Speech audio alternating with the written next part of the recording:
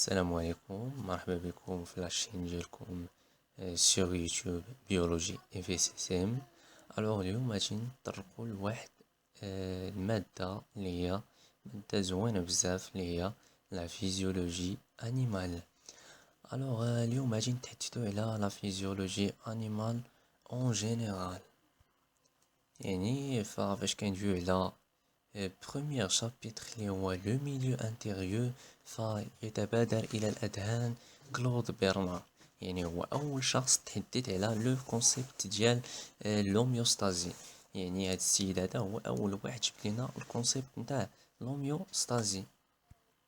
واشنا هي لوميوستازي؟ لوميوستازي هي واحد مجموعة تاع الرسائل والأعضاء، يعني واحد الرسالة تتمشي ما بين الأعضاء وما بين الأوسطة الداخلية، ما بين الوسط الداخلي تاع الجسم ديال الإنسان، اللي تتوصل واحد الرسالة بأنه كاين خلل في التوازن الداخلي، يعني خلل في التوازن ديال الميليو انتيريور. وهذا اللي تيرسل رسالة لشي أعضاء في الجسم اللي كيخليو أنه هاد لا ستابيليتي نتاع لو ميليو انتيريور ترجع لينا. ومن بين هاد الأعضاء هادو هما لي بومون، لي زانتيستان و لي غان. وكذلك هاد الميليو انتيريور هو كاركتيريزي باغ هاد لوميوستاز اللي قلنا.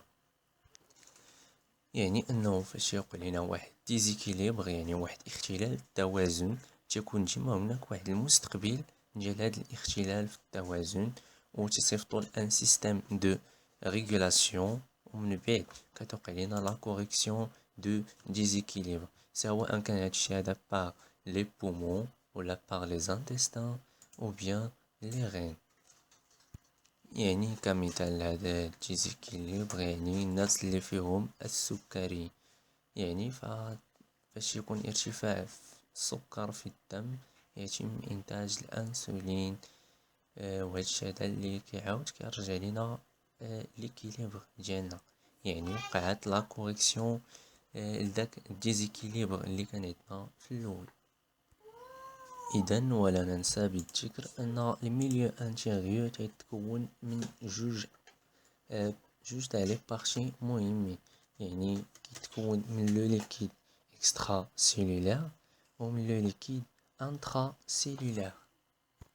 يعني وكذلك كيخصنا اننا نعرفو لا ريبارتيسيون ديال شاك كومبارتيمون، يعني شحال كيحتوي ولا شحال هو البورسونتاج ديالو في لو كور هومان.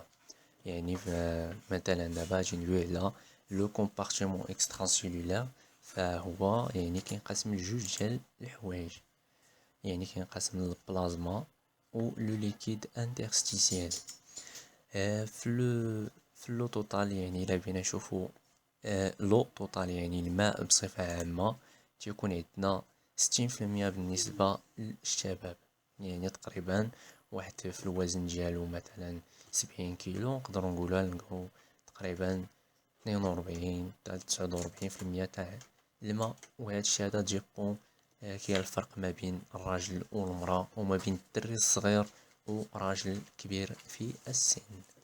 اذا لي كومبارتيمون سيلولار كما تشوفوا معايا، يعني عندنا 1/3 ديال لو ليكيد اكسترا سيلولار كاين في يعني كيعطينا 20%، و 20% هادي هي 14 لتر، سي بون.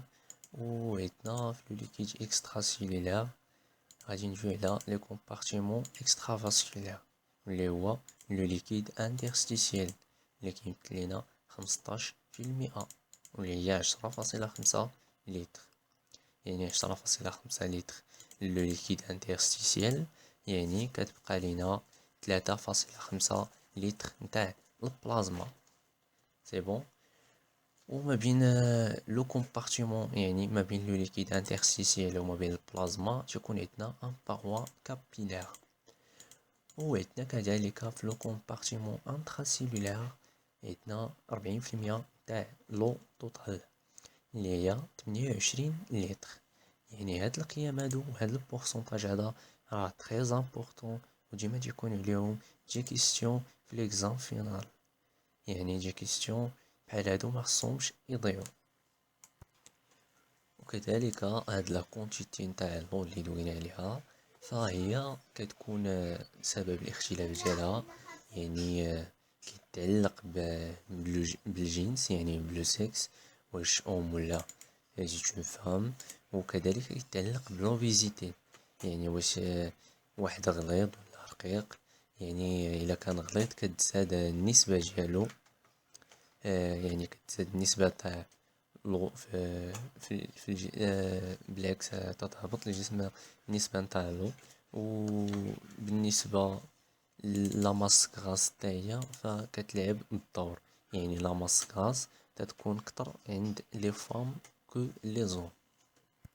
وما بين الحوايج المهمين اللي خصنا نعرفوهم انه الجسم تاع الانسان تيجي واحد ليكيليبر يعني في الجسم ديالو. يعني هاد ليكيليبر هذا كيفاش كنحسبوه؟ يعني كنديرو ديما لونطري موان لي سورتي، يعني بحال الناس اللي تيبقاو تيشربوا في رمضان في السحور، يعني فلا فائدة لذلك، لانه داكشي اللي شربتي ديال الماء غادي تخرجو بزز منك، حيت ليكيليبر هو لونطري موان لي سورتي.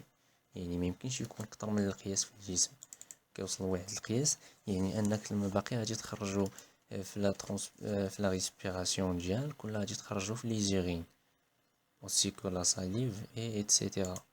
يعني كاين بزاف ديال الطرق باش ان الجسم كيتخلص من السوائل اللي فيه الى خسر ليكيليبر في الجسم. الوغ كو لي غين تا هما عندهم ان رول تري امبورطون باش يديرو هاد ليكيليبر هذا. يعني لي غين الغول ديالهم انهم تيجيو لنا واحد ليكيليبر. هاد ليكيليبر هذا علاش كيديرو لينا؟ باش يجيرو لنا لا ستابيليتي ديال الميليو اكسترا سيلولير. ميليو اكسترا سيلولير هو فاش دون لاكيل لي سيلول سو بيني، يعني تما فاش يكونوا غاطسين لي سيلول ديالنا.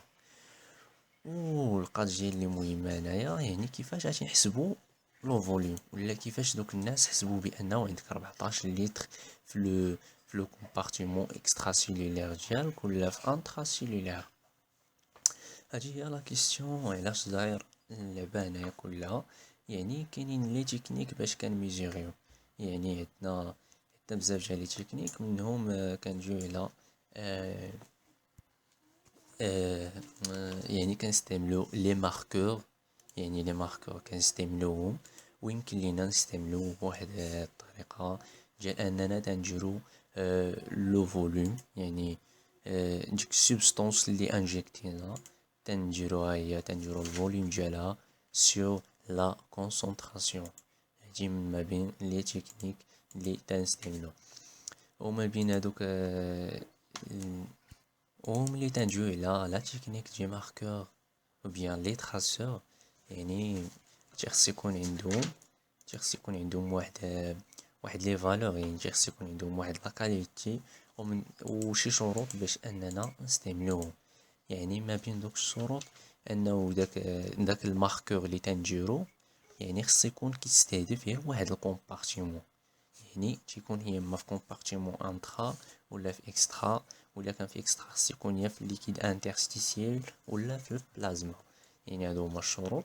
وخص يكون ما يكونش توكسيك، يعني باش ما يقتلناش، وما يكونش انجيكتابل، وما يكونش ديفيزيون هوموجين اي سبيسيفيك، ويكون خاص يكون ديفيزيون هوموجين اي سبيسيفيك، و سيكون ان دوزاج سامبل.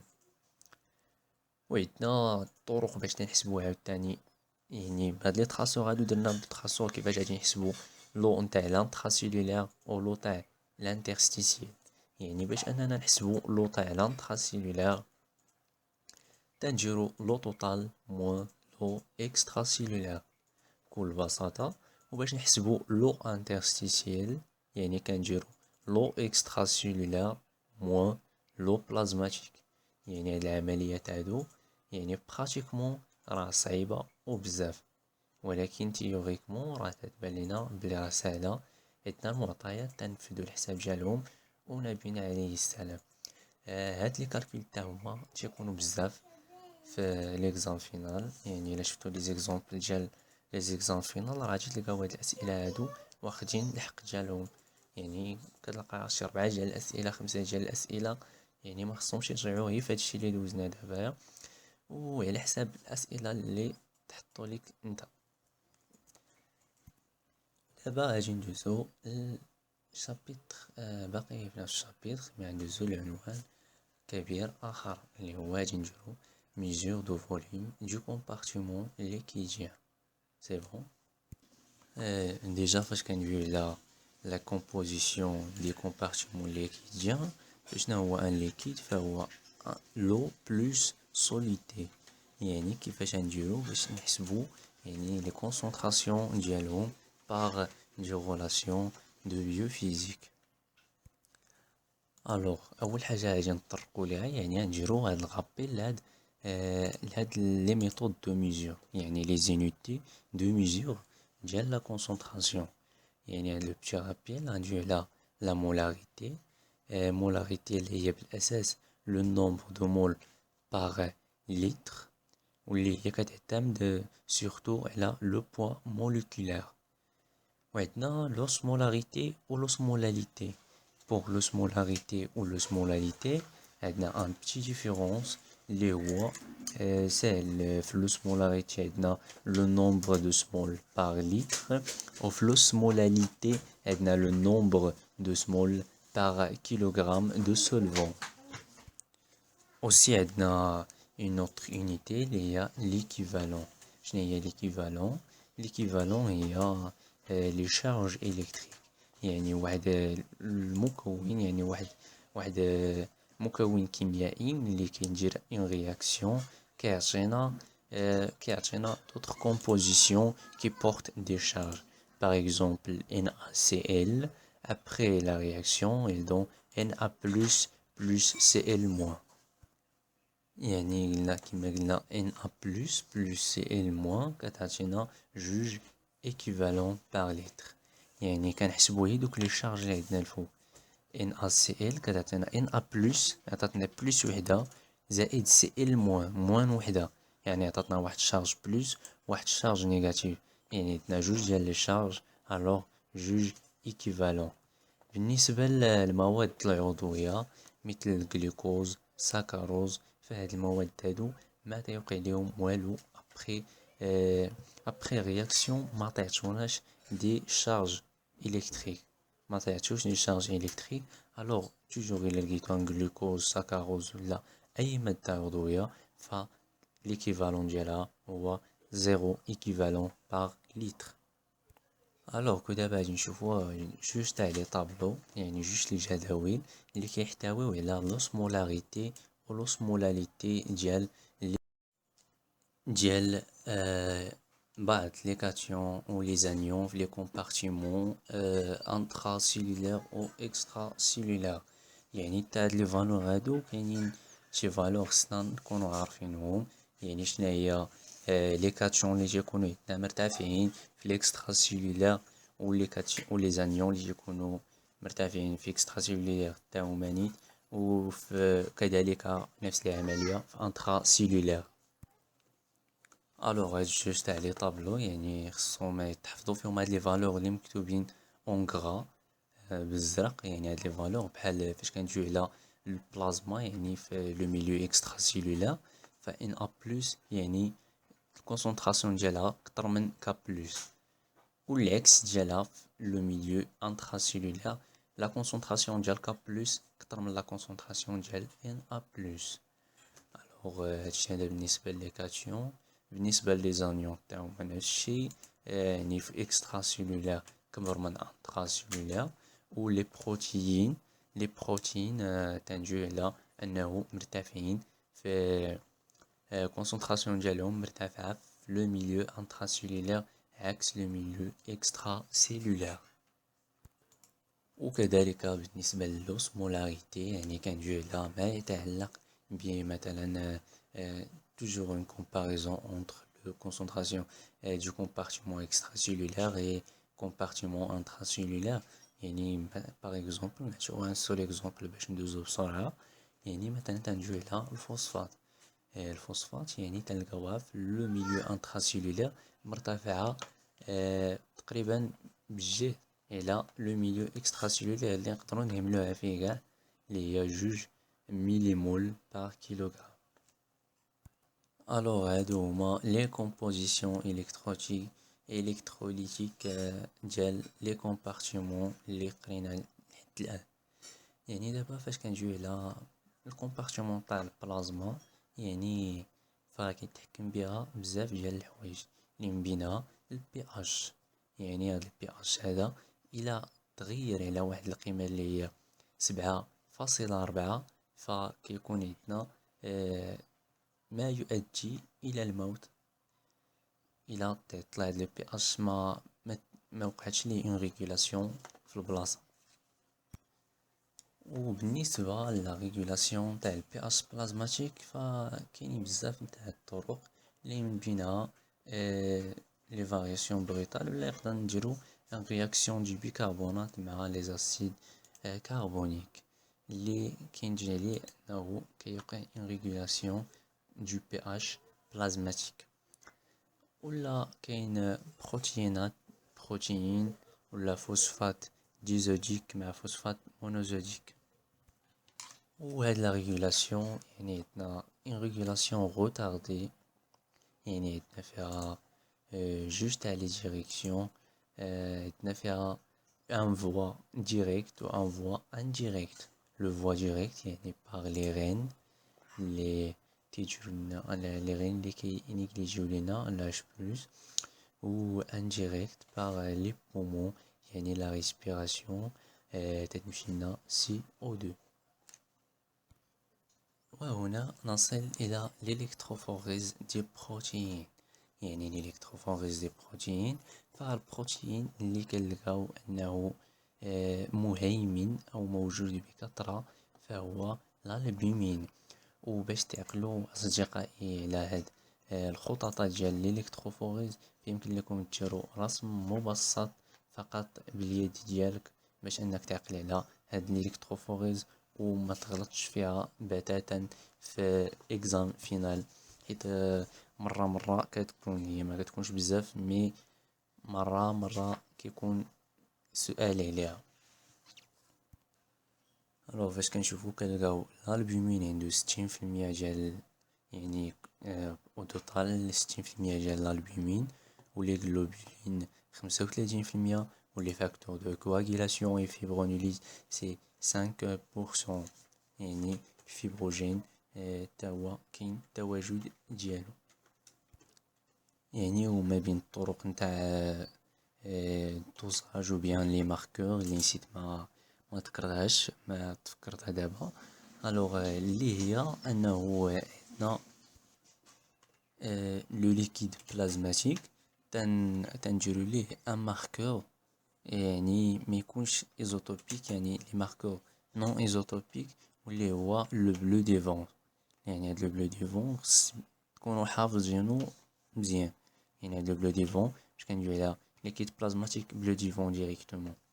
وفاش كندويو على لو ليكيد اكسترا سيلولير جينيرالمون كندويو على المانيتول ولا لينيلين سيرتو لينيلين خص تبقاو عاقلين عليه سي بون.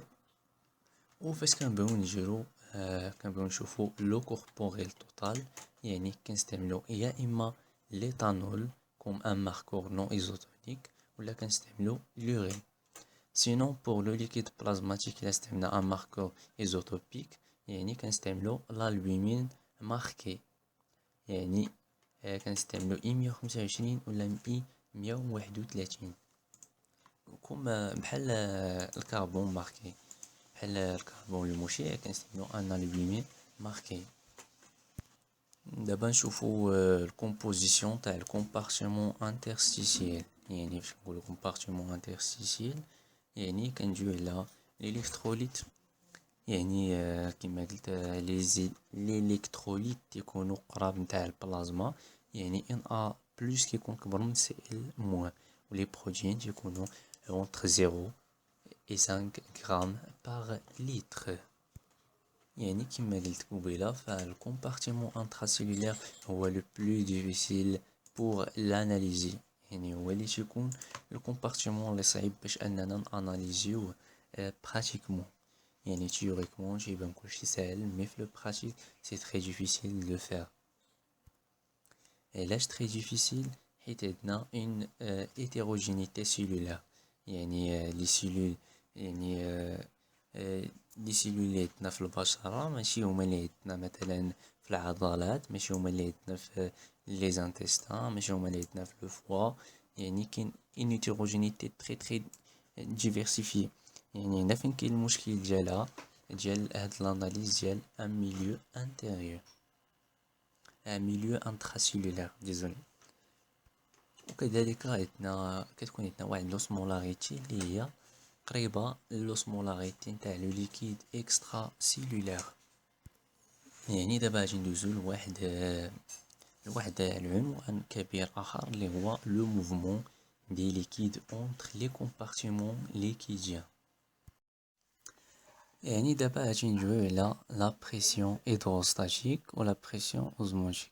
يعني لا بريسيون هيدروستاتيك الوحدة ديالها هي مليمتر دو ميركور. هذه هي الوحدة ديال لي بريسيون هيدروستاتيك، وهي واحد لا بريسيون كتكون مطبقة من طرف السوائل. وعندنا كذلك لا بريسيون اوسموتيك الغنية عن التعريف. فهاد لا بريسيون اوزموتيك فهي اللي كتحكم في الحركة ديال الماء ما بين لي كومبارتيمون وما بين السيلول والميليو اكسترا سيلولير ديالها. هاد لا بريسيون هادي تطبق علينا المواد المذابة في السائل. يعني دوك المواد اللي تيكونوا مذابين في الماء.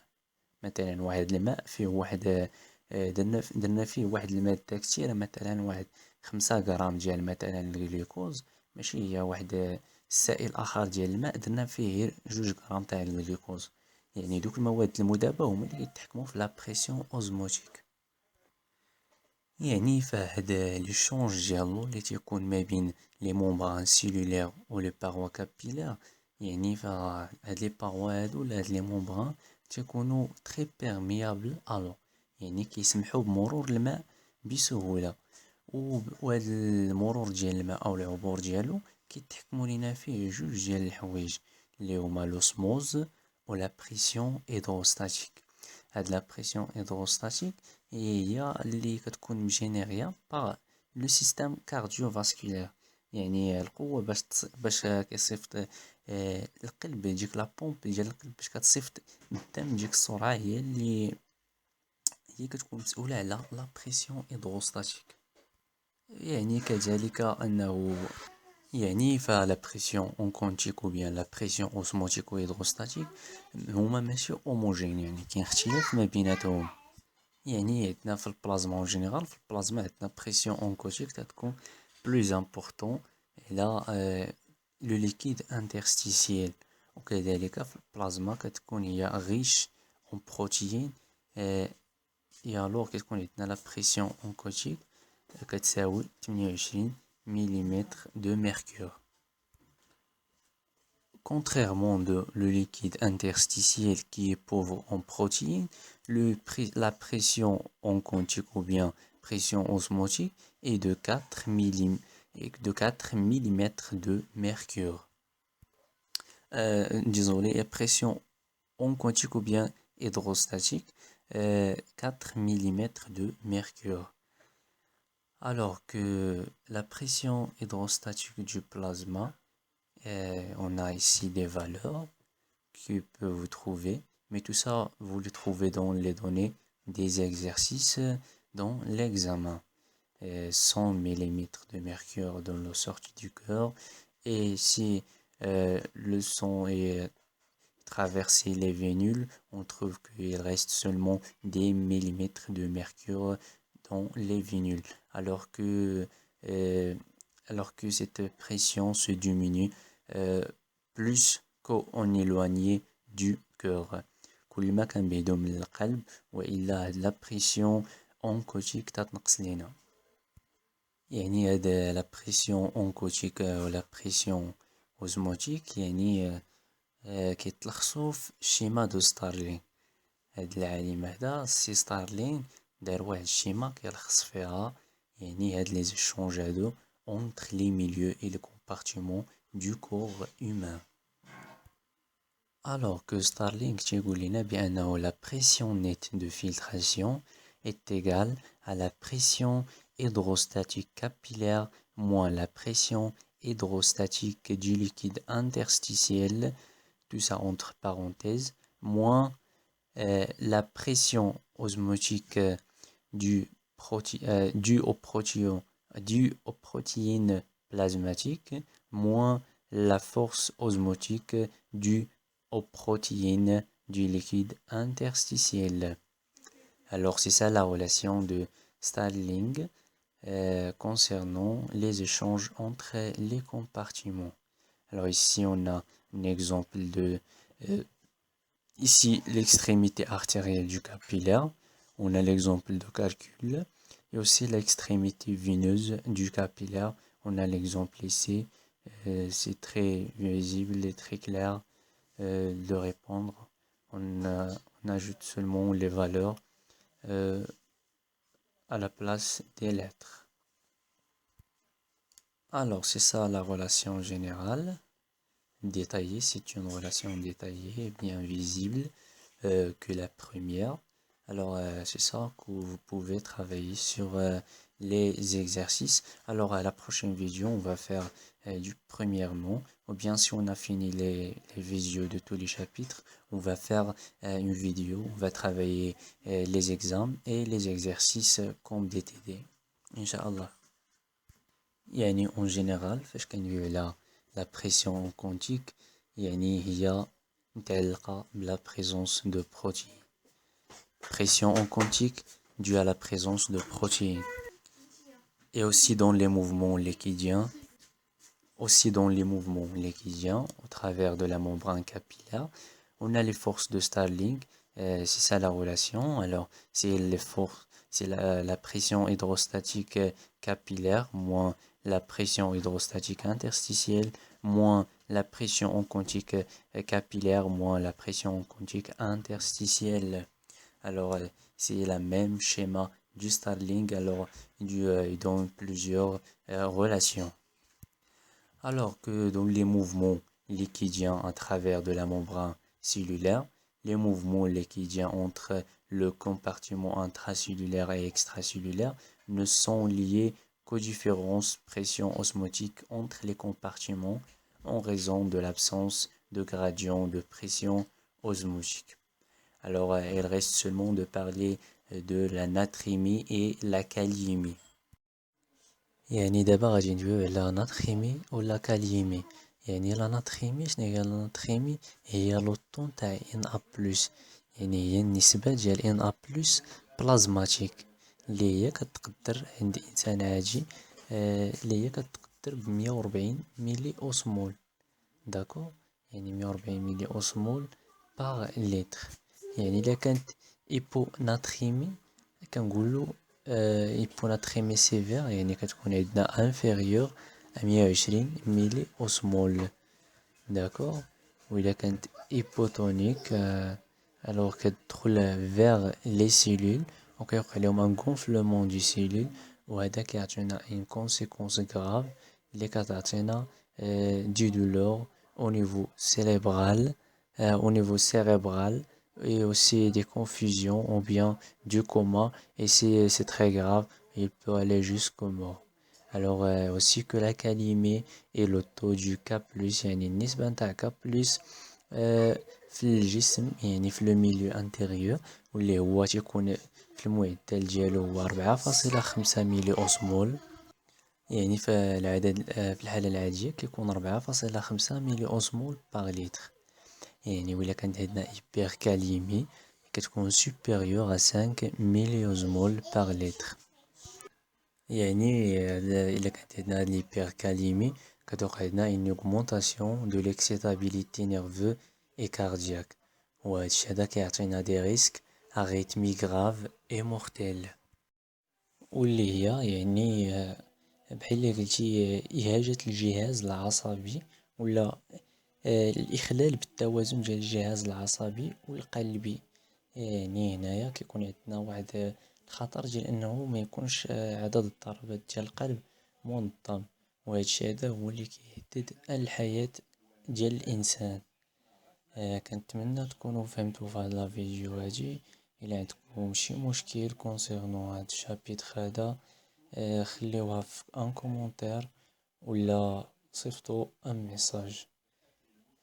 كنتمنى انكم تكونوا استفدتوا في هذا الفيديو. ودابا هو نخليكم مع التصاور ديال الريزومي ديال هاد البلاصه فين وقفنا.